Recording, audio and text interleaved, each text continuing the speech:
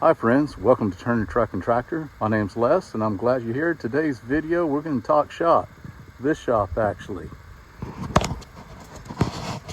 I'm going to make a little montage of the construction, and then if you hold on to the end, which I hope you do, I'll give you some little more details about the building and also some details for you to consider if you're building a shop of your own. I never thought I would have a shop in my entire life. I feel lucky and blessed in that respect. You know, work hard, save and invest, and your dreams can come true. So here's the montage.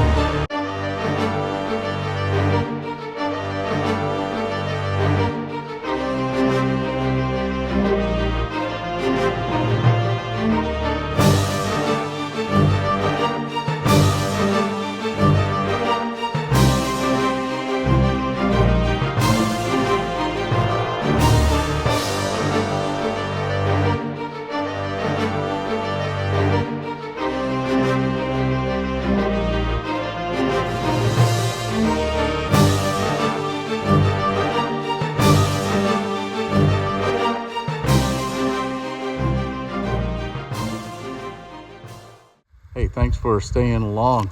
All right, let me give you some of the details. All right, on the slab itself, on the lean-to, it does have a slight slope to it with a 3.5 inch drop right there to catch any rain. And here, let me just back it up right here. It is 30 feet wide for the main section, 12-foot walls with two 10x10 doors. That's a 412 pitch with a 212 pitch on the lean-to. I would maybe change that to 112 to make it a little bit taller, a foot taller right here. But it would have a pretty shallow pitch on it. But we don't get enough rain, it seems like, in Texas. And when we do, it just comes all at once. So that's something I would maybe change on that. I've got one man door right here, and we'll talk about that later if you remind me. And on the slab itself, if you're going to put especially a 2-post lift on it, make sure you've got enough thickness and rebar to account for that. A 4-post lift is not quite as critical. One thing that the builders did is around the perimeter put a 2x2 piece of wood board around it, so that way the panels set in a little bit. And the benefit to that is rain doesn't leak back into the building, and it puts your slab sticking out a little bit. Gives you a nice edge to trim the grass against, and a wheel of a mower just doesn't hit every rib of your panel. While we're speaking of panels, this is, I guess, commonly called an R panel, but there's different profiles and names for it. One trick, or two tricks here, is you can stack them all up and drill pilot holes for your screws, so that way everything is straight and uniform on each one, as long as everything else in the building on your purlins and girts is all straight and true, and you count for that and don't run out and start missing it. Another trick is what I would say is whatever your primarily high view side is put your overlap with your seam facing the shadow of it where you don't see it. Here's a seam right here. Give you a close up. I don't know if you can see it right there, but if you put that on the other side, you won't see that seam. So whatever your primary side is, put that seam facing away. So that's another trick. So depending on the side, it may be on the different end of your panels there. These panels are actually called purlin bearing as well, and I like that as well because it makes it a little bit sturdier and easier, especially to put these screws in on your overlap because it's structural as well instead of just relying on the next one by it for support. And I think it makes for a tighter building as well. I included windows. These windows are just from the box store. They have the divided light just so they would match the house. But, you know, in your application, you may or may not want windows. I will say on these, on rare occasion, if it rains real hard and the wind blows just right, they do leak just a little bit on the inside. Not much, but they do leak. I've caulked around it to try to stop that, and I have reduced it, but somewhere or another, there is a leak I have not found yet. I opted for the gutters. I'm glad I did, or it would just really beat the ground apart right here.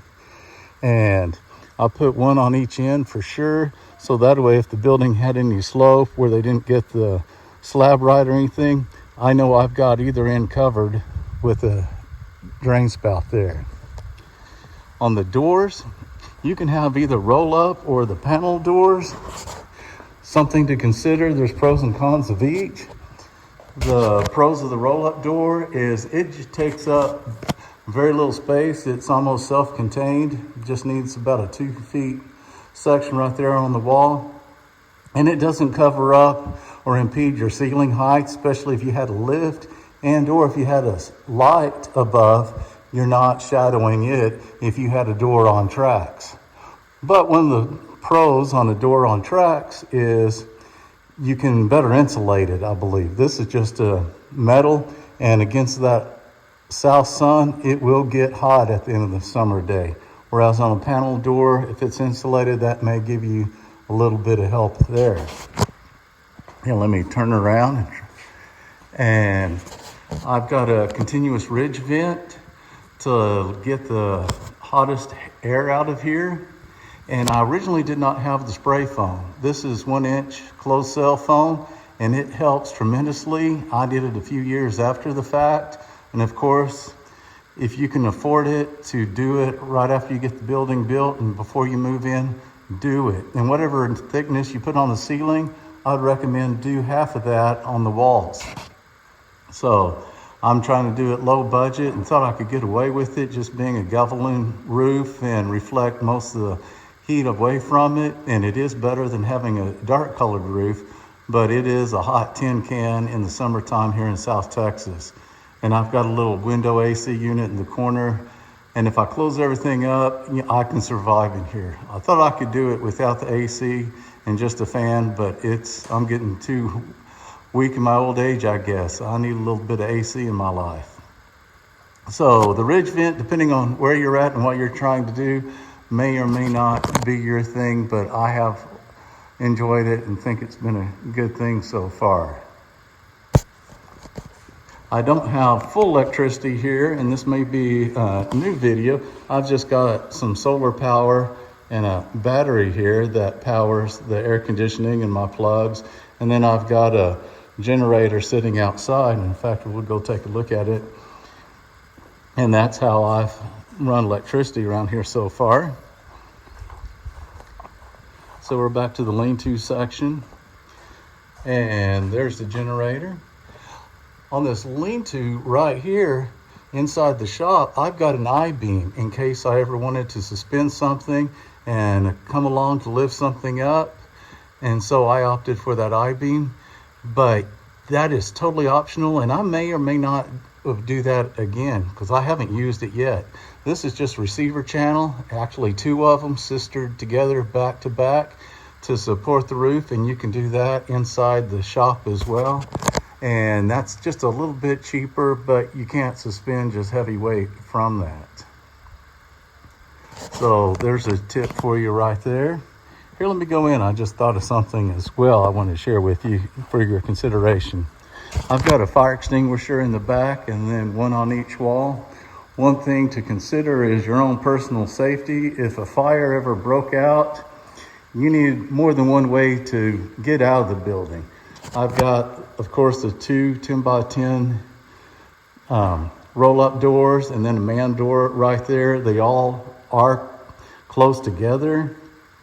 So that's why I've got fire extinguishers, to give myself a sporting chance to get out of here quick. So, you know, a door somewhere else or on the opposite wall may be something considered on whatever your layout is. Another tip is, I would say, build it as big as your wallet will allow, and you will outgrow it in time. I built bigger than what I thought I could afford, and I wish, you know, looking back, I built it just a little bit bigger, but I am blessed with what I got, and that's not a complaint. So I will say, yeah, build it as big as you reasonably can. High walls, high doors for yourself or the next owner will thank you for that. So hopefully that helps. If you have any questions or concerns, put it in the comments below. I'll answer if I can or if it's appropriate. And I will see you later. Thanks for watching. Please like and subscribe. Take care.